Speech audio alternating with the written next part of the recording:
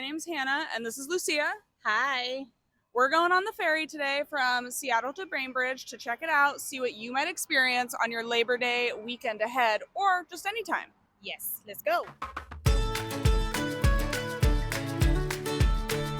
We grabbed our tickets at the Coleman Dock Terminal along the Seattle waterfront. Tickets were just $10 for walk-on passengers. That price goes up if you're driving on. You can check prices and also vehicle reservations on the Washington State Ferries website.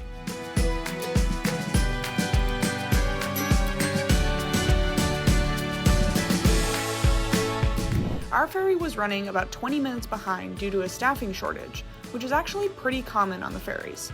With a limited number of maritime workers, if one person is out, then someone else has to be called in on short notice, and that can take some time, leading to delays and even cancellations on some routes. While we waited, we got to learn more about Washington State Ferries, which is actually the largest ferry system in the U.S. Hey everybody, we're here with Brian Vail, Communications for Washington State Ferries, and we're talking a little bit about if I'm a first-time ferry goer, what do I need to know?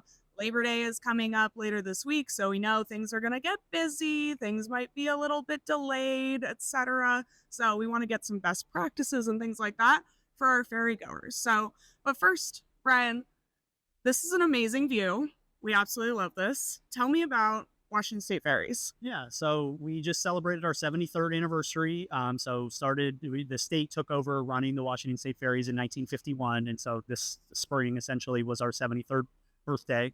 And so we are one of the most iconic brands in the Pacific Northwest, and it's a big tourist attraction for a lot of people to take a Washington State ferry when they visit Seattle. They want to go to the Space Needle, they want to go to Pike Place, you want to take a ferry to Bainbridge or Bremerton or to whatever your destination might be.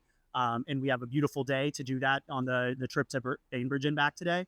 And so I think that we hope that when people think of Washington State Ferries, they think of our green and white ferries and being out on the water and seeing a whale or a porpoise, and fingers crossed we'll see something like that today. But even more than that, it's just the opportunity to be kind of in a peaceful place as you sail on the water, because it's an opportunity that not many people have in a lot of other cities. We are the largest ferry system in the US. And so not only do we have tourists and visitors who ride for fun and they just want to go get a coffee and make a puzzle or get a pretzel on board and stand on the sun deck, we have people that use this as this is how they get to work, or this is how they get to medical appointments. Like, this is how our island population a lot of the times gets into Seattle or into the eastbound sailings that they need. And so not only is it like a fun and like iconic tourist thing, it's also a vital part of our community. And we want to serve as many people as we can. And last year we served, I believe, over 18 million people. And this summer alone, we had about 6 million people. And so those are big numbers that we're talking about. And when we serve those people, we want it to be as safe and as enjoyable as possible. And so we're working hard to overcome some of the challenges that we're working with. And I think that in the future, you'll see a lot of those positive feelings about the ferries will come back. Awesome. And I know you mentioned the challenges. I've lived in Seattle a long time, taken a lot of ferries. I know that sometimes they're delayed, they're canceled. You need to, plan ahead to get to your ferry on time. Obviously, if you're walking on, it's a little bit easier. But can you talk to us about the staffing right now, especially going into Labor Day weekend, kind of what's planned? Yeah, we are, as we always try to be, we're, fully staffed as we can be. We do have Coast Guard minimums that we have to make for requirements to be able to sail. So if one person misses and, we don't have this backup sitting around. And so, like this morning, we had an employee who unfortunately got into a car accident on the way here. They're okay. But when that happens, then we can't sail. And then we have to find someone to replace that position. And it's not a matter of just like you walk down the street and there's somebody qualified to be able to fill that position on the ferry. And so sometimes it can take some time. And so especially with Labor Day weekend, one of our big phrases is pack your patience. So when you're packing for your trip, you're going somewhere, put your patience in the bag right there with you, because we do understand that there's going to be a lot of traffic, both walk on and driving. And then with the sailings that we have, there's a lot of people. We're expecting over 300,000 people this weekend between Thursday and Monday of next week for Labor Day itself.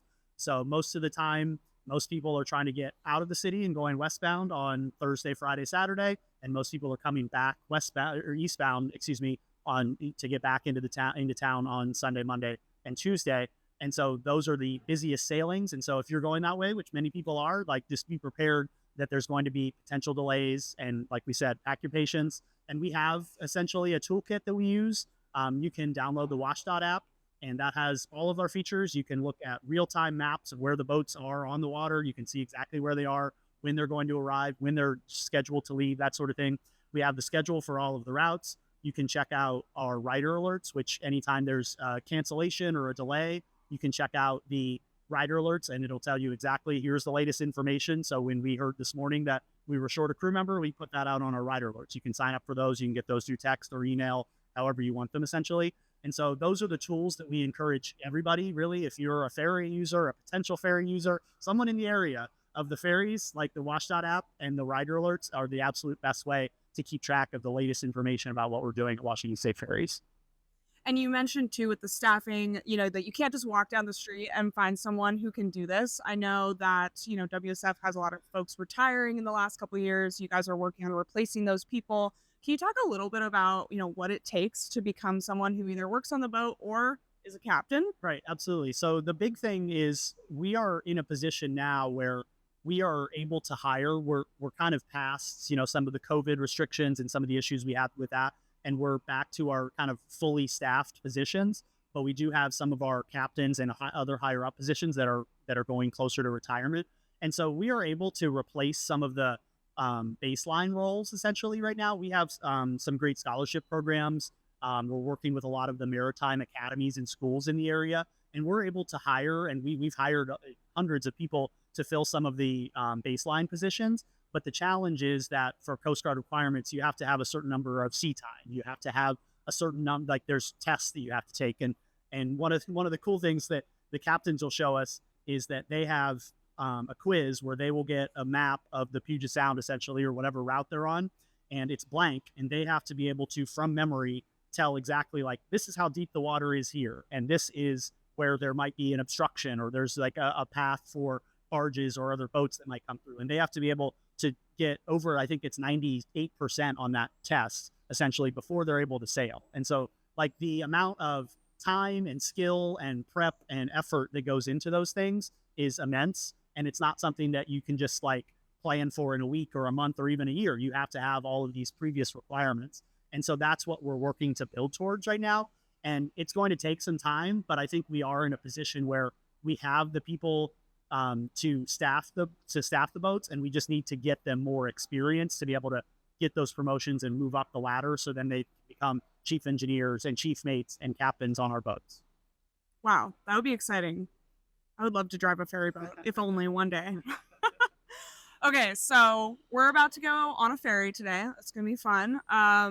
Let's say I'm a first-time ferry goer this weekend. What do I need to know? What are some best practices for those folks? Yeah, I mean, the wsdot app is our number one recommendation for everybody. If you just download that works on any phone. You can also do the rider alerts, which are part of the wsdot app. But if you don't necessarily need all the information that's on the app, you can do the rider alerts, and that'll tell you the latest. And this sailing has been canceled or delayed. Here's where this boat is out, that sort of thing. So we recommend everybody uses those. Beyond that, I would say that get here early, be, like we said, pack your patience, have an understanding that there's going to be a lot of other people that are driving on or walking onto these boats, especially, as I said, going out from Seattle and the east side to get to the west side before Labor Day, and then vice versa on the way back on Labor Day and after. And so I think especially for first-time riders, it's a great time to go out and be among a lot of people and be out. The weather should be great. I think it's supposed to be nice and sunny. It's always a great day to be out on the water, and especially when the weather's really nice, even more so. And so I think that when we talk about first-time riders, we just want them to be as prepared as possible for the experience that they're going through. And it's there's a lot of fun to be had out of it, but it's also understanding that it's not just going to be like la-di-da, stroll through the park sort of thing, and you're going to get to exactly where you want to be exactly on time every single time. It's always an adventure. Yes. For good or bad. Once our boat arrived, we scanned our ticket and went aboard, and wow, did we get a great view.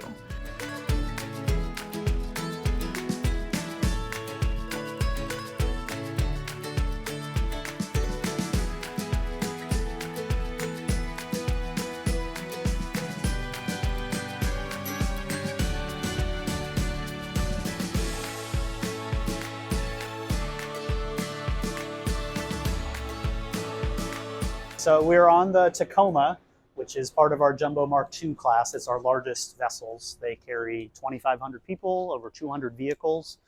We bring trucks and ambulances and vans, cars, motorcycles, bicycles, anything that you can take, we take on board here. We have the galley here up here to our left where you can grab a snack or a drink. The Tacoma means snowy mountain is the translation for you, so Mount Rainier vibes, certainly. And then it was built in 1997, so it's 27 years old. So kind of in its midlife point, we usually try to get our boats 50 to 60 years of time on the water. So it is one of our middle-aged boats, as it were, and it'll have hopefully plenty more time on the water. We are converting some of our boats and eventually all of our boats to hybrid electric ferries. And so we have one boat, the Wenatchee, that is being converted right now, and we're hoping to have it on the water by 2025. And then the Tacoma will be in the next class, essentially, of ferries that is going to be converted to hybrid electric. So a lot of excitement around that, in the idea of getting the first American ferries, essentially, that'll be hybrid electric. So we're excited and looking forward to that here over the next couple of years. And so we are just walking through. You can see plenty of seating. There's people that are just hanging out. They're listening to music. They're having conversation. People bring games, bring cards. We have puzzles on board that people can put together. Obviously, some people are working, bring their laptops or their phones, that sort of thing. Truly an experience. Yep, everybody doing, what they're using their time to the best of their advantage, and some people like to sleep on board. That's a benefit as well. So we'll head out here to the sun deck. So you can see out here, obviously we get the great view of the water here to the west, and then you can see the Seattle skyline out here to the north with the Ferris wheel and the Space Needle and all of the beautiful buildings here downtown. And then you can see out to, I feel like this area always gets kind of overlooked because it's like, oh, it's not that pretty. And it's like, these are some of the most important things that we do here. This is how we get a lot of our imported goods and that sort of thing, and the shipping barges. And that's such a key part of the economy in the city here in Seattle. Okay, everybody, we're out on the ferry now. We're headed to Bainbridge. It is very windy out here. It is very windy. It's Lucia's first time. You loving it? Yes. What are you hoping to see? Whales. That would be awesome if we saw whales. I've never seen whales while I've been on the ferry, but I've been waiting for it. Maybe today is the day. Okay, we'll keep you all posted as our travel goes on. Yes, we are ready. Stay tuned. See ya. While the ferries are often delayed, the riders we spoke to said it's still worth it. Great. Little bit late, but no problem. Super easy, super clean. Why not? It was a little stressful, and I had, everyone was like screaming a little bit, but including myself. But it was good. It was good. We were able to do it. And you just need to plan ahead and be okay with what happens.